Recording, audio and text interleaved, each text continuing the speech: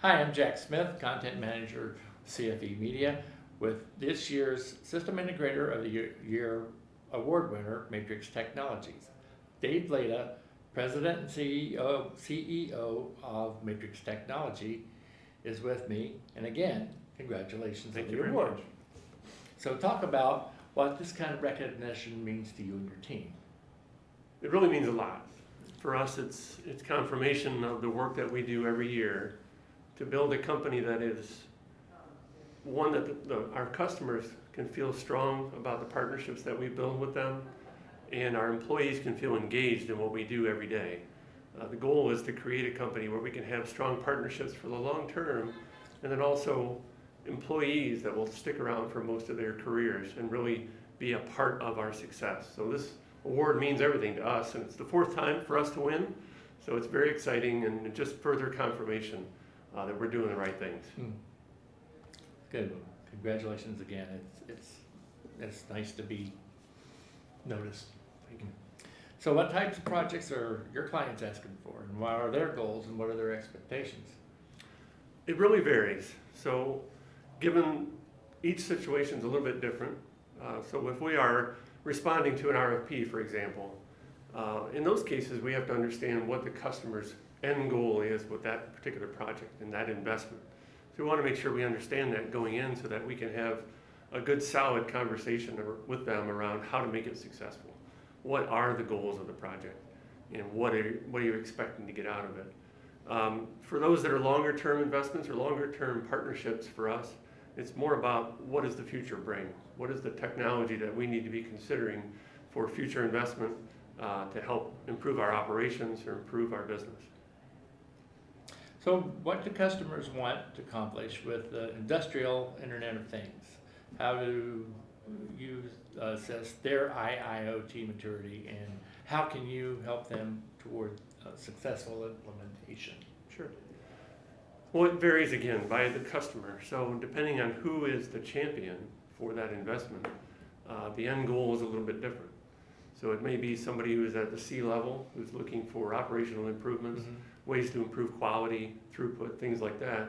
Or it may be somebody at the maintenance and engineering level that's looking for ways to maintain uptime, to have preventative maintenance programs in place to make sure that their equipment runs as optimally as it can. So depending on who it is, the goals are a little bit different.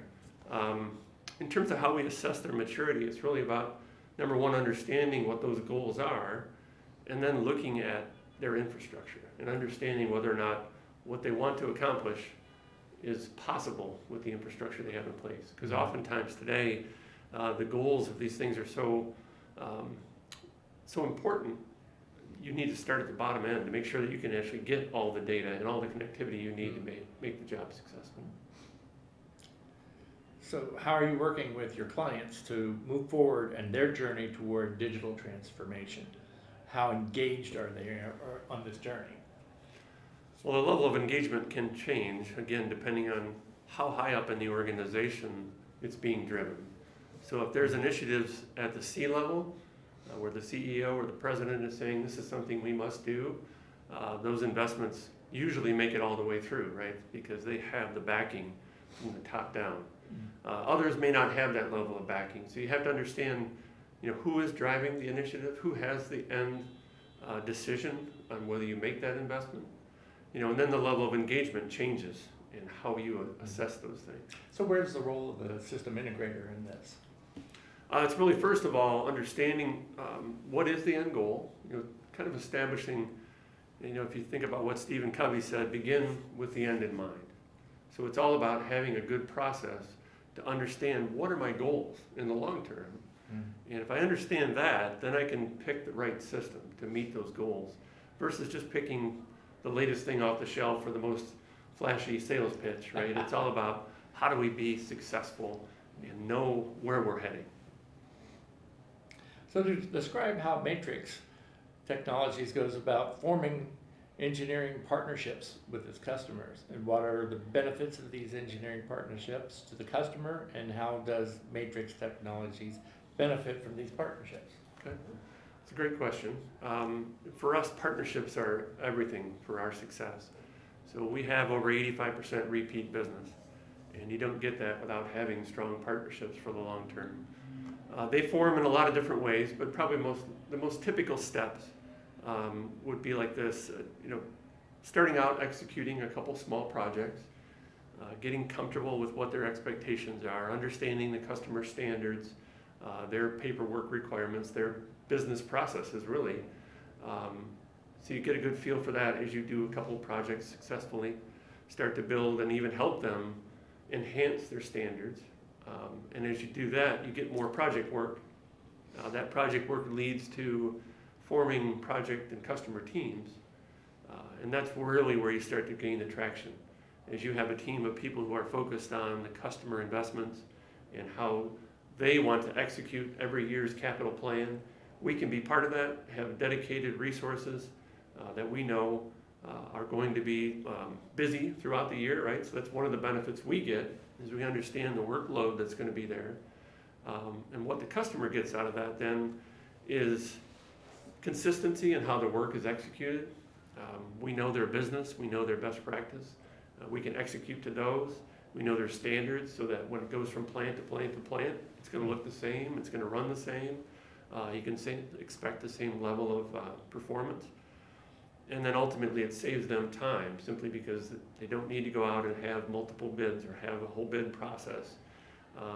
And also it saves them money as well, because now we're reapplying our learning, reapplying our standards over and over again to make it very successful and very repeatable. Excellent. There's an increased emphasis on designing safety into control systems. Why is this important trend, and where are your customers on that journey? Is cybersecurity being integrated into safety discussions, and if so, how? Another good question. Safety is everything. So in our processes and in the systems we design and in the facilities that we work in, there are a lot of dangerous operations. We need to be very careful about how we design those systems, how we train our personnel even to work in those facilities, to make sure that we're always focused on safety. So that is a key part. Every customer we work with has an environmental health and safety officer that's in charge of that. We're very much in tune with them and what their expectations are. We have TUV certified safety experts that are on staff that help evaluate machine safety and evaluate safety systems so that they comply with the codes that are in place. So all of those things help us on the personnel safety front. And then it's just as important to understand process safety, and whether it's food safety or pharmaceutical. When you're manufacturing something that's going to go into somebody's body, ultimately it has to be safe. So we understand how to do that on a process sense as well as the physical safety piece of it. Yes. The second part was on cybersecurity. Yes. So is cybersecurity being integrated into safety discussions? Are you talking about this with your clients, your customers? Sure. And how are they approaching it, and how are you guiding them? So I think what we see is still somewhat of a separation between what I would consider true safety and then process uptime and process reliability. And that's really where the focus is on the cybersecurity front, is how do we make sure our processes are safe and that they won't be interrupted by some outside influence. So that's what cybersecurity is all about. If the two are coupled together, so in a oil and gas facility, for example, where maybe cybersecurity could lead to a personnel safety issue, you really have to be careful in terms of how you segregate systems. And in the worst cases, you need to completely separate them so that those systems cannot be affected by outside influence. Dave Blada, President and CEO of Matrix Technologies, this year's System Integrator of the Year award winner. Congratulations again. Thank you very much. We appreciate it.